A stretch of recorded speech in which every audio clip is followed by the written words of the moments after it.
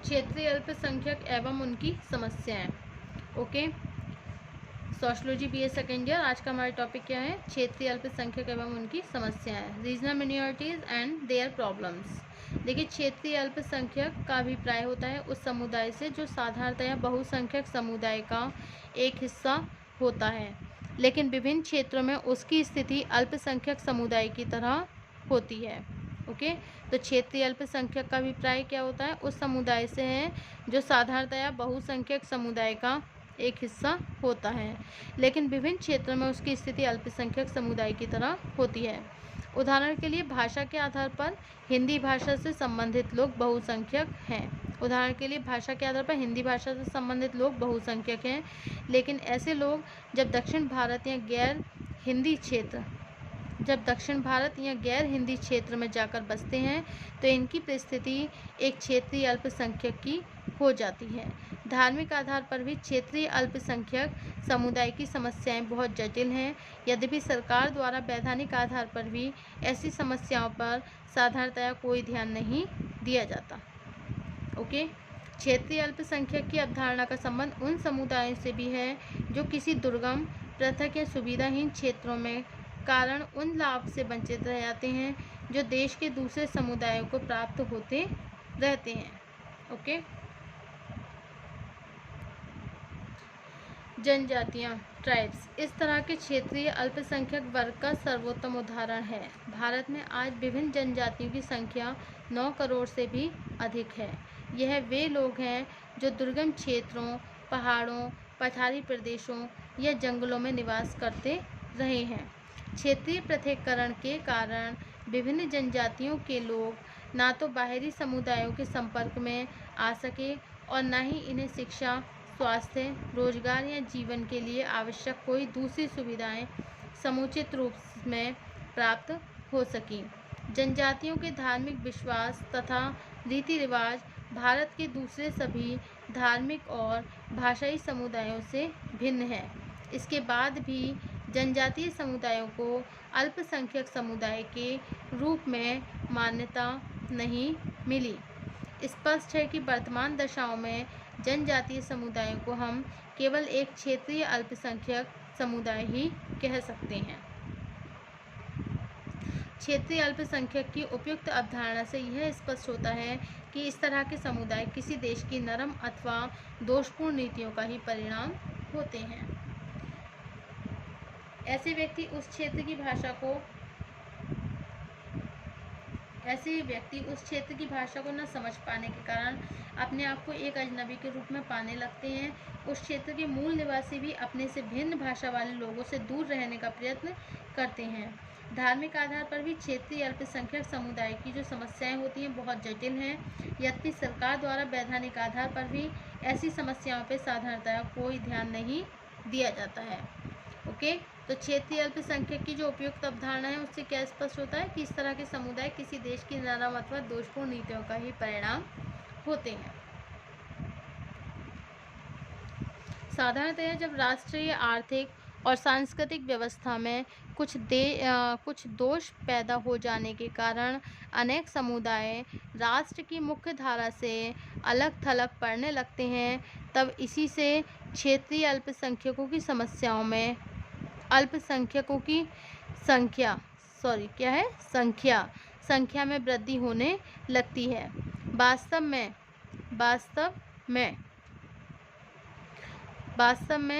में क्षेत्रीय अल्पसंख्यकों को एक सीमांत समुदाय कहा जा सकता है।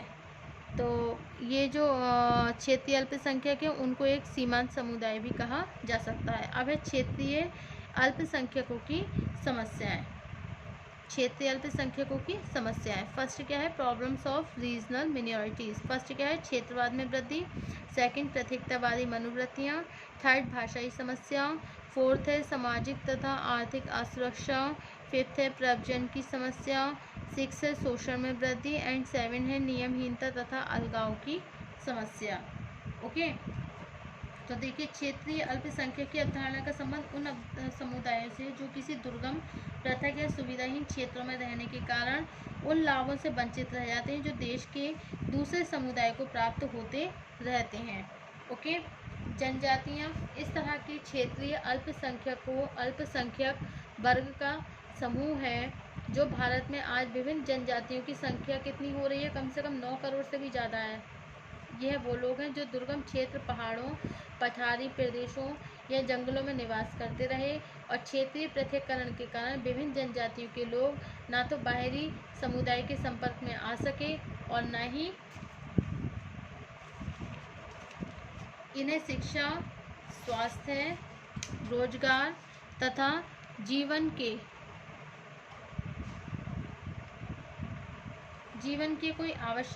कोई दूसरी सुविधाएं समुचित रूप से प्राप्त हो सकें। जनजातियों के धार्मिक विश्वास तथा रीति रिवाज भारत के दूसरे सभी धार्मिक और भाषाई समुदाय से भिन्न है। इसके बाद भी जनजातीय समुदाय को अल्पसंख्यक समुदाय के रूप में मान्यता नहीं मिली। स्पष्ट है कि वर्तमान दशाओं में जनजातीय समुदाय को हम केवल क्षेत्रीय अल्पसंख्यक समुदाय ही कह सकते हैं। अब है प्रॉब्लम्स ऑफ रीजनल मिनॉरिटीज। फर्स्ट है आपका क्षेत्रवाद में वृद्धि। देखिए क्षेत्रवाद में वृद्धि, फर्स्ट क्या आएगा, क्षेत्रवाद में वृद्धि। सेकंड प्रत्येकतावादी मनोवृत्तियाँ।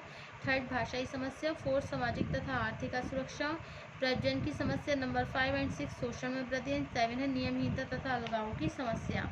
तो फर्स्ट आ जाएगा क्षेत्रवाद में वृद्धि। तो देखिए क्षेत्रवाद में वृद्धि ये वो भावना है जो एक क्षेत्र में रहने वाले लोगों को प्रत्येक दशा में अपने क्षेत्र के हितों को सर्वोपरि मानने पर बल देती है। जब विभिन्न क्षेत्रों के बीच सामंजस्य की कमी होने लगती है तो एक क्षेत्र के निवासी किसी दूसरे क्षेत्र में आकर बसने वाले लोगों को संदेह की दृष्टि से देखने लगते हैं। ओके, बाहरी लोगों के प्रति उनकी मानसिकता विरोध की होती है। साधारणतः ये समझा जाता है कि दूसरे क्षेत्रों के लोगों के आने से उनकी आर्थिक सुविधाओं पर प्रतिकूल प्रभाव पड़ेगा। इसके फलस्वरूप क्षेत्रीय अल्पसंख्यक का एक और विकास की सुविधाएं पाने से वंचित रह जाते हैं तो दूसरी ओर उनके लिए अपने पद या व्यवसाय से संबंधित दायित्वों को निभाना कठिन हो जाता है। सेकंड पॉइंट है प्रत्येकतावादी मनोवृत्तियाँ। हमारे समाज में क्षेत्रीय अल्पसंख्यकों की एक मुख्य समस्या तरह तरह के प्रत्येकतावादी व्यवहारों के बीच जीवन व्यतीत करना है। यदि एक क्षेत्र विशेष से जुड़े हुए राजनीतिक दल भी क्षेत्रवाद को प्रोत्साहन देते हों तो क्षेत्रीय अल्पसंख्यकों की समस्याएं और अधिक बढ़ जाती हैं। राजनीतिक दलों के प्रभाव से यदि राज्य सरकार ऐसी नीतियों पर चलने लगती है जिससे आर्थिक विकास का लाभ केवल उसी राज्य के लोगों को प्राप्त हो जो क्षेत्रीय अल्पसंख्यक स्वस्थ प्रतियोगिता से बाहर होने लगते हैं, धीरे धीरे इस दशा से क्षेत्रीय असमंजस्य को प्रोत्साहन मिलने लगता है। नेक्स्ट पॉइंट है भाषाई समस्या।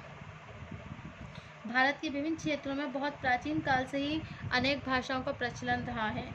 इसके बाद भी भाषाई भिन्नता ने कभी कभी एक सांस्कृतिक अथवा राजनीतिक समस्या का रूप नहीं लिया है। स्वतंत्रता के बाद जब हिंदी को राष्ट्रभाषा का रूप देने का प्रयत्न किया तब भारत के विभिन्न क्षेत्रों और विशेषकर दक्षिण के राज्यों ने इसका भारी विरोध करके अपनी भाषा को सरकारी कामकाज की भाषा और शिक्षा का माध्यम बनाने के लिए एक व्यापक आंदोलन शुरू कर दिया। और सन 1955 में जब भाषा के आधार पर तत्कालीन सरकार ने राज्यों का पुनर्गठन किया तो देश की कोई भी एक राष्ट्रभाषा नहीं रही। फलस्वरूप आज जब हिंदी भाषी क्षेत्र में कोई व्यक्ति गैर हिंदी भाषा क्षेत्र में जाता है तो उसकी दशा वहाँ पर एक अजनबी की तरह होती है जो वहाँ के निवासियों से विचारों का आदान प्रदान भी नहीं कर पाता है। भाषा विचारों के आदान प्रदान और पारस्परिक अनुकूलता का सबसे महत्वपूर्ण आधार है। इसके अभाव में क्षेत्रीय अल्पसंख्यकों को विषम परिस्थितियों का सामना करना पड़ता है। नेक्स्ट पॉइंट है आपका सामाजिक तथा आर्थिक असुरक्षा। भारत में स्वतंत्रता से पहले जब कोई भी व्यक्ति देश के किसी भी क्षेत्र में रहने और व्यवसाय करने के लिए पूरी तरह स्वतंत्र था। इसी समय तक समाज में क्षेत्रीय अल्पसंख्यक जैसा कोई प्रत्येक वर्ग नहीं था। स्वतंत्रता के बाद देश के विभिन्न भागों में इस तरह की भावनाएं जोर पकड़ने लगती हैं और एक क्षेत्र विशेष के रोजगार और नौकरियों में केवल उसी क्षेत्र के निवासियों को प्राथमिकता मिलनी चाहिए। इसके फलस्वरूप सबसे पहले दक्षिण भारत में उत्तर भारत के उन अप्रवासियों का विरोध किया जाने लगा जो वहां स्थायी रूप से बस चुके थे। सभी जानते हैं कि पश्चिमी बंगाल में विभिन्न उद्योगों और व्यवसायों को संचालित करने में मारवाड़ियों की विशेष भूमिका रही है। क्षेत्रीयता की मनोवृत्ति बढ़ने से राज्य की नीतियां एक ऐसा रूप लेने लगी हैं जिनके फलस्वरूप अधिकांश मारवाड़ियों गुजरातियों को वहां अपना व्यापार और व्यवसाय बंद करके देश के दूसरे हिस्सों में जाने के लिए बाध्य होना पड़ा। इसी तरह उड़ीसा और आंध्र प्रदेश में भी क्षेत्रीय अल्पसंख्यकों को आर्थिक और सामाजिक असुरक्षा के बीच जीवन व्यतीत करना पड़ रहा है। सबसे नया उदाहरण महाराष्ट्र का है, जहां गैर मराठा लोगों का संगठित विरोध होने के कारण उनके सामने सामाजिक, आर्थिक और राजनीतिक असुरक्षा बढ़ती जा रही है। ओके, नेक्स्ट पॉइंट है प्रव्रजन की समस्या। देखिए, प्रव्रजन मतलब मिग्रेशन गतिशीलता से संबंधित एक सामान्य दशा है, लेकिन प्रव्रजन तब एक गंभीर समस्या बन जाती है जब किसी समुदाय को स्थानीय लोगों के एक विशेष सांस्कृतिक या राजनीतिक दबाव के कारण अपने निवास अथवा कार्य के स्थान को छोड़ने के लिए विवश होना पड़ता है। ओके, अब नेक्स्ट है शोषण में वृद्धि। नेक्स्ट पॉइंट क्या है? शोषण में वृद्धि। तो देखिए, क्षेत्रीय अल्पसंख्यकों का उस क्षेत्र के प्रभावशाली व्यक्तियों द्वारा शोषण होना एक सामान्य समस्या है। वास्तव में क्षेत्रीय अल्पसंख्यक समुदाय से संबंधित लोग असंगठित होते हैं तथा असुरक्षा की भावना के कारण वे क्षेत्र के मूल निवासियों का विरोध करने की दशा में नहीं होते। यदि क्षेत्रीय अल्पसंख्यक आर्थिक रूप से कमजोर होते हैं तो उनका शोषण और अधिक बढ़ जाता है।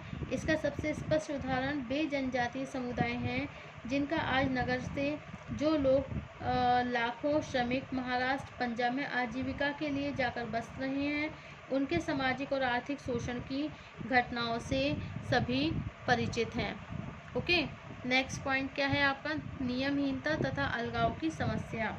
तो देखिए, सामान्य शब्दों में नियमहीनता एमोमी एक ऐसी दशा है जिसमें समाज की सामाजिक, आर्थिक तथा राजनीतिक संरचना कमजोर पड़ जाने से कानून विरोधी व्यवहारों को प्रोत्साहन मिलने लगता है। मर्टन ने नियमहीनता को एक ऐसी दशा के रूप में स्पष्ट किया जिसके अंतर्गत व्यक्ति अपने लक्ष्य को समाज द्वारा अस्वीकृत साधनों के द्वारा प्राप्त करने का प्रयत्न करने लगता है। जब क्षेत्रीय अल्पसंख्यकों का जीवन सामाजिक और आर्थिक रूप से असुरक्षित बनने लगता है तो सामाजिक नियमों का उल्लंघन करके मनमानी ढंग से विचलित व्यवहारों की ओर बढ़ने लगता है। अलगाव एलाइनेशन क्षेत्रीय अल्पसंख्यकों से संबंधित वह समस्या है जो नियमहीनता का ही परिणाम है। अलगाव एक ऐसी दशा है जिसमें व्यक्ति स्वाभाविक रूप से अपने को अलग थलग समझने लगता है। वो यह महसूस करने लगता है कि उसका जीवन शक्तिहीन, अर्थहीन और शेष समाज से पृथक है। Okay, thank you.